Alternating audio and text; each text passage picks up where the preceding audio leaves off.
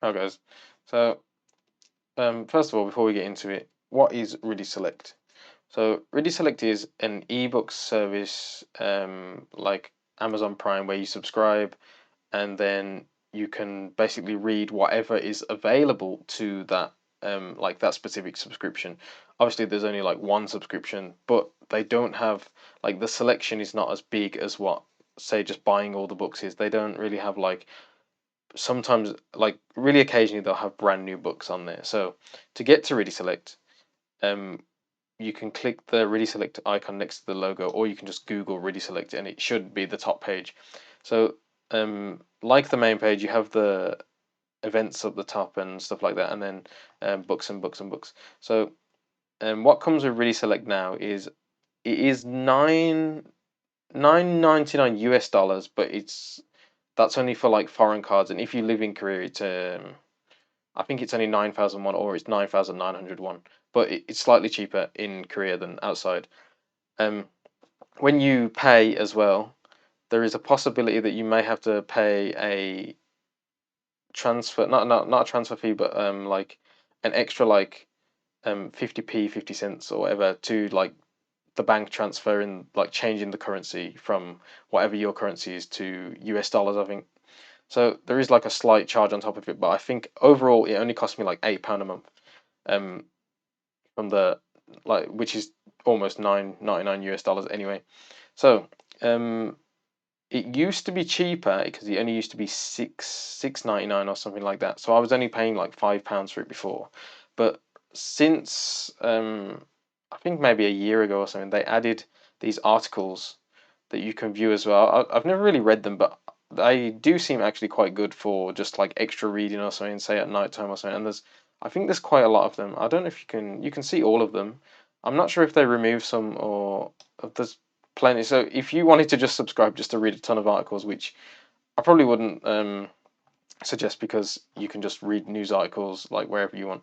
So the books section, you can see the books without actually subscribing. So here you can see the most recent books, and I checked it yesterday, and it was like here. So they do add like quite a few books every single day sometimes, but um, the problem is it's maybe you don't want to read all the books. So if we have a look at what's available, which you can do without subscribing, which is good because it means that you don't have to commit to paying for a month before you like want to choose what to read. So moving on, um, is it worth the money? So this is like completely subjective as to whether you are going like slightly depends on how much you are going to read or like how quick you read because if you think about like if you could buy this book like any of these books if you could buy this book and you're not going to read it in the month and it costs more than the month's thing,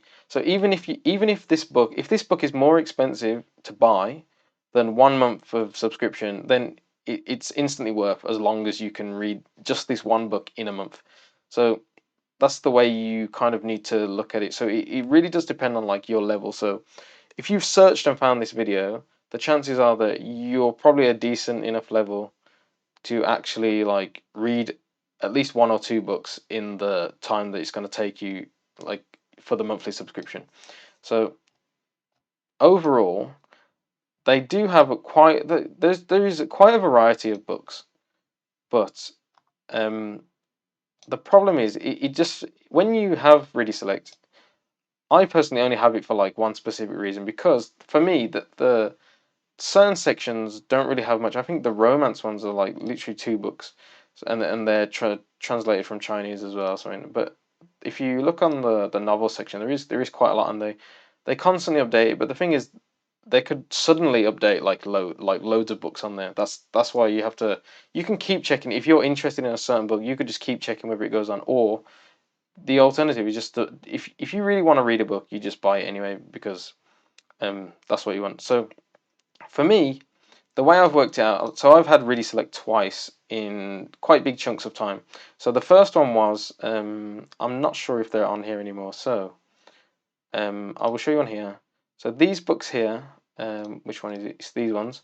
So this series of books was on there before. So these cost 2,700. So if you minus 10% from the thing, so you get about two. So if you imagine every single book is 2,501, and then I read something like 30 or 40, 38 of these. So because they didn't have them all, and they've removed them off of Ridiselect now, like most of them. I think there's still a couple left on there, but at the time, so if you can see here, I was reading. So I read like three at the end of that month. So then there's like one, two, three, four, five books that I'd basically read in a month. Um, Considering that's the end and that's the start.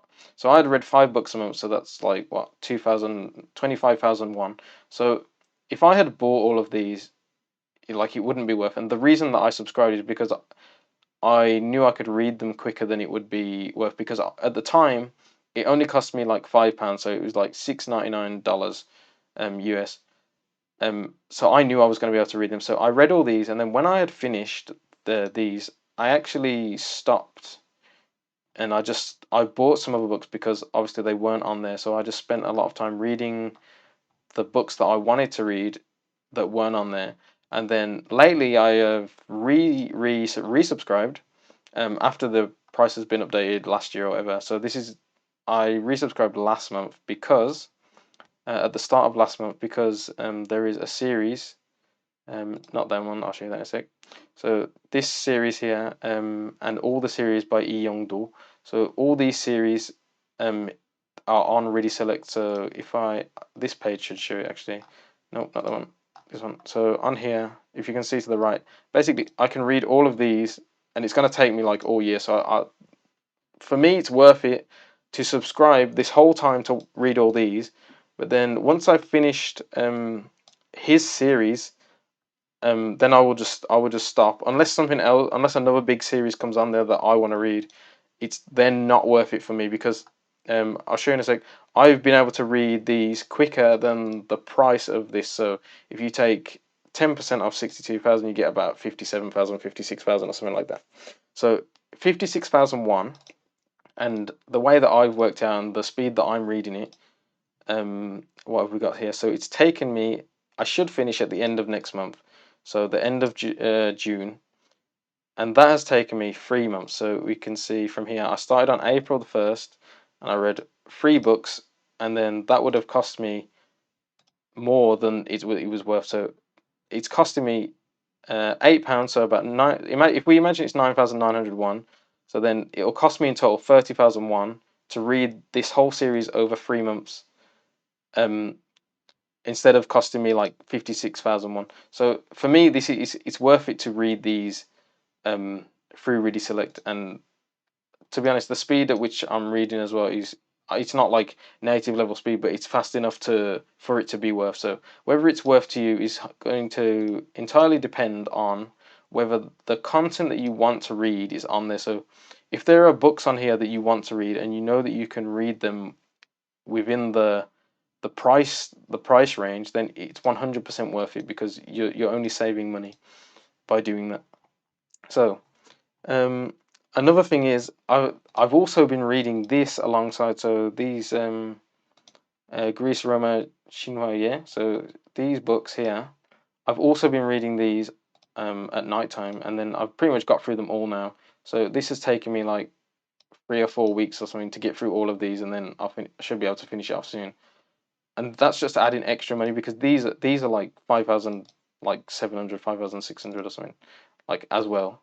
So it just makes it more worth it. Like the more you're going to read, the more worth it is, obviously. So that's about it really. So just think about your own circumstances. You're probably better off reading something that's free online if you don't read that quick or you just want to get into it. Even though I myself these were like the first books I read was on Ridiselect because I knew I could beat the like monetary cost of whether it was worth it or not. So it is entirely dependent on the person, but it's down to you. What I would do is try and make a calculation of how many pages you're going to read a day and whether you would be able to read that book quick enough in comparison to the actual cost of the book. So if you're not a very quick reader and you want books, you probably are just better off buying something, even if it is on Ridiselect. You probably are just better off buying it and then reading it anyway, But personally, I think the selection for Ridiselect it could be larger. Imagine if it was in like almost most of the books, like not all of them, but like most of the books, say it didn't have the new ones on there. But if there was just a larger selection of like different books, I think it would be a lot better because I think people would be more enticed to pay for it if the popular books are on there, like the really popular books. There are a few like classic books on there from this one company.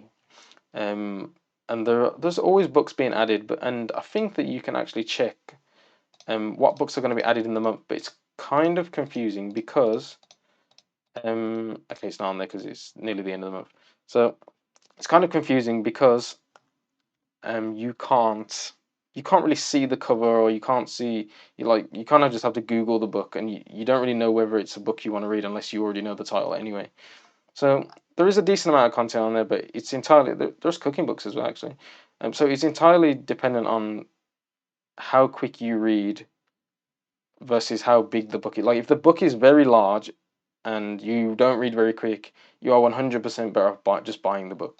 So hopefully that's been a decent introduction to really selecting itself. Hopefully I've explained enough what's on there.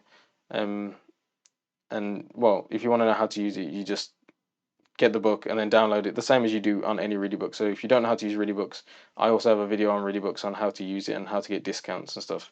So I would check that out as well. Thank you for listening.